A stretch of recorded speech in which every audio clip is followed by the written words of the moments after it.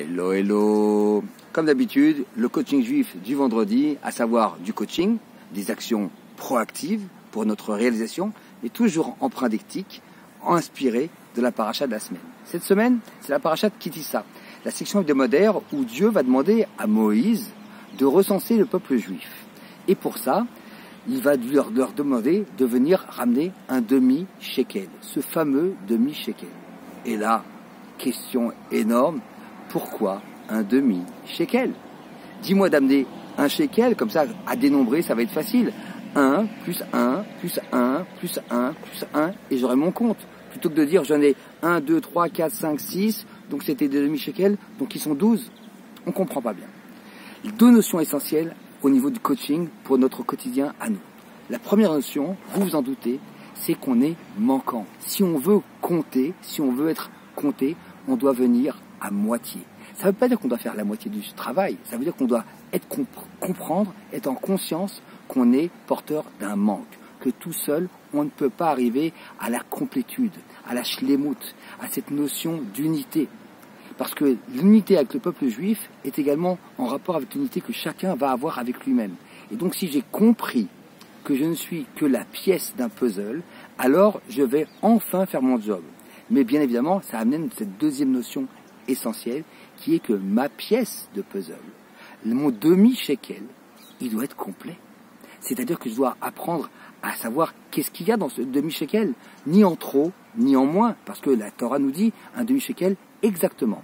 Et aussi bien le riche que le pauvre devront amener la même chose. C'est-à-dire que ce n'est pas dans une notion matérielle qu'on cherche à élever la personne, puisque le riche et le pauvre vont être assujettis à la même exigence du demi-shekel, des 20 guéras chacun. C'est pour nous dire. Le côté, vous savez, une pièce, quand on la casse, elle a un côté qui est assuré, qui est irrégulier, c'est tous nos manquements. Donc pour ça, on va avoir les autres, les événements, mon conjoint, le travail, les soucis du quotidien. Et donc, je vais apprendre à combler ces moments-là par ma vision.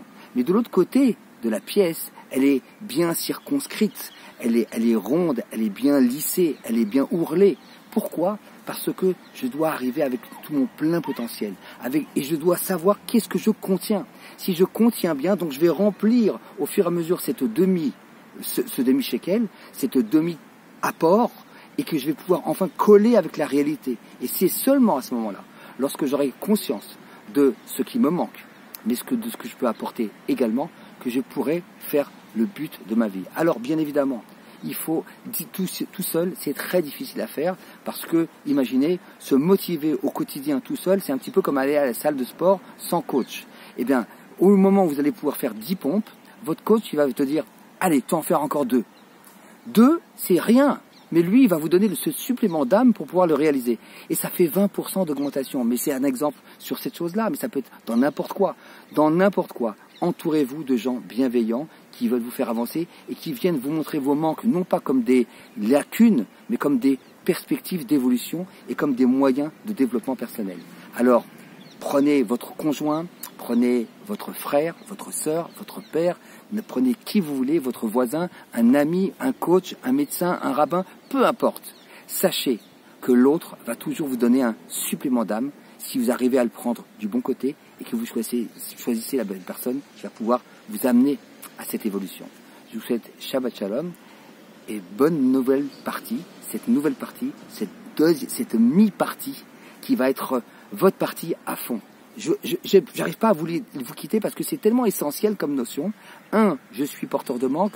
2, tout ce que je dois apporter, je dois l'apporter en plein.